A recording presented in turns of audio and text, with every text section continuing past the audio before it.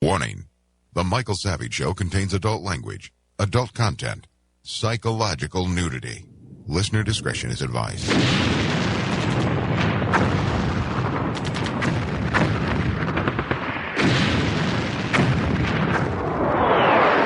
And now, America's most exciting radio talk show, The Savage Nation. Here is Michael Savage.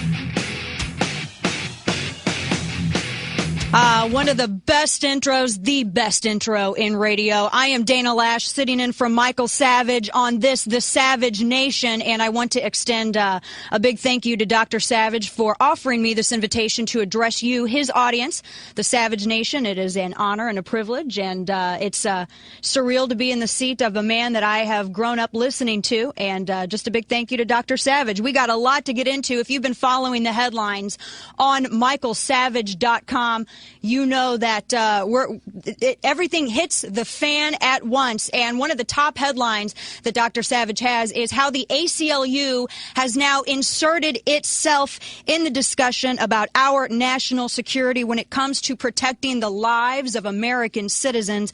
Well, the ACLU thinks that it's wrong. We cannot profile terrorists. We might hurt their feelings. It's more important to preserve the feelings and the goodwill of terrorists rather than protect the lives of American citizens. It's absolutely unbelievable. Now we got this former FBI agent, Michael German, who is now working for the ACLU, and this is what he's saying. We can't profile terrorists. It's just it's mean. Check this out. One of the triggers for terrorists is experiencing racism. So obviously, developing racist counterterrorism policies is quite counterproductive. Unbelievable. Because, terrorists, they experience, the problem with it is if their feelings are hurt and if they're feeling any kind of ill will from people, it's because they're going out and they're flying planes into buildings. It's because they're using women and children as shields. They're sending young men and women and children out as suicide bombers. That's the reason that people have ill will towards them. There's this unbelievable says, criminals thrive on the indulgence of society's understanding. And that is why terrorism thrives, because we are literally crafting a noose for ourselves with the rope of political correctness. That's exactly what this is. And for somebody like Michael German, for the ACLU, who cherry pick what rights they want to support, what rights they want to protect. They say nothing of the women who are killed, honor killings, and everything else that happens over in Britain and over in the Middle East. They say nothing about the children that are used as human shields and all of that.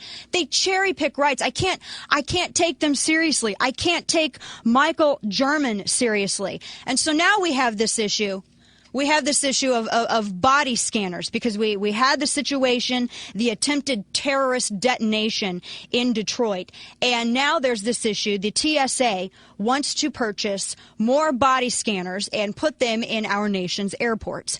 And right now there's only something like 19 airports that employ these body scanners. You go in, you just stand in this thing, and it just basically shows your but shows you completely naked totally. You go in there and you see sort of the outline of your clothes, but then if you have any kind of like guns or bombs or any kind of weaponry on you, they can see that. And the ACLU and other groups are saying that it's a violation of privacy. And a dirty little part of my mind kind of understands that. But at the exact same time, we wouldn't even have to worry about this if our State Department and other entities were actually doing the jobs for which they were created. The State Department completely failed.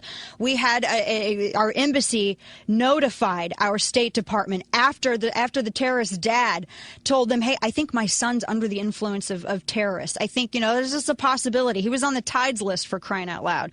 They completely failed on their job. So now now we have these body scanners that are being proposed. And it really, I mean, it just infuriates me. The more that I think about this, the more that I think that there are these machines that are possibly going to be popping up in our airports, going in there. And why is it always? It's always the law-abiding American citizens that are punished for the nuttery of a few people. That they're always punished for what the terrorists do. And so we're going to have people, we're going to have little old grannies going in there. We're going to have your wife, your mom, your kids, your dad, all of these people going in here. And it seems degrading. It seems to be, there's like this lack of dignity.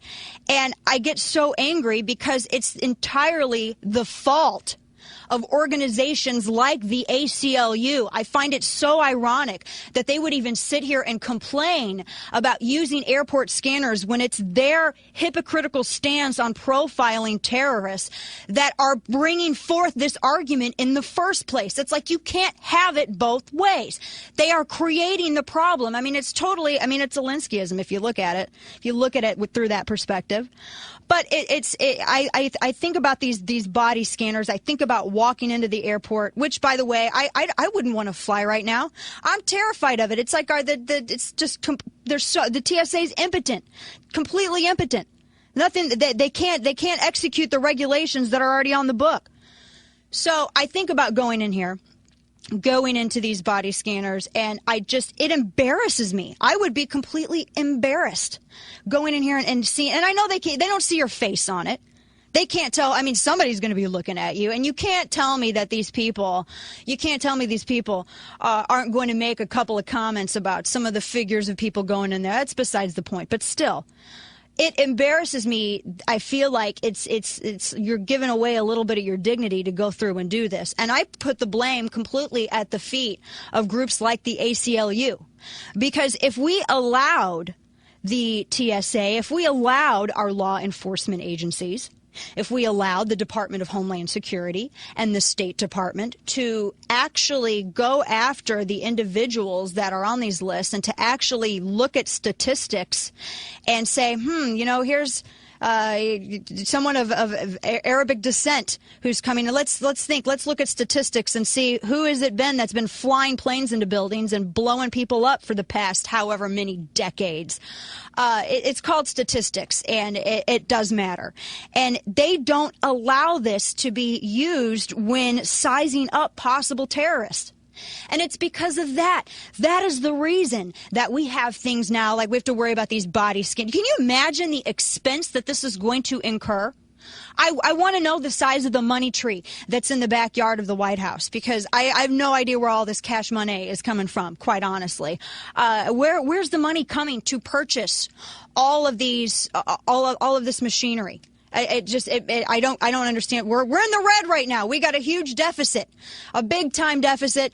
And here we're going to be buying what I think these things are. I mean, this has got to be like 5 figures at least for one of these machines to put in the airport and go through, and you lose your dignity and everything else. And it's all because of groups like the ACLU who say that, oh, no, we can't profile terrorists because, like this Michael German says, this FBI guy who's now working with the ACLU, former FBI agent, who says that it's, they experience racism. What? We don't experience racism? We're not the ones in the streets that are shouting. No. It's Islamic terrorists that are in the streets.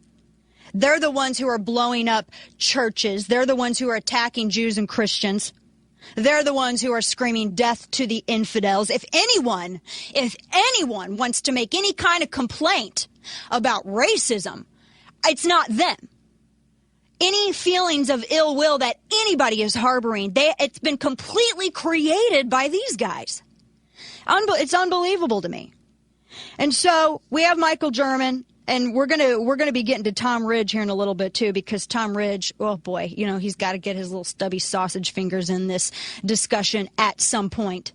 And so you're gonna have to hear some audio that he's brought out. But it makes me mad. It makes me mad because, I'm a good law-abiding American citizen, as I'm sure you are as well. All of us are, everyone out here in Savage Nation. We're all good law-abiding citizens. And now we are being subjected to this stuff because people don't allow our regulatory agencies to do their jobs.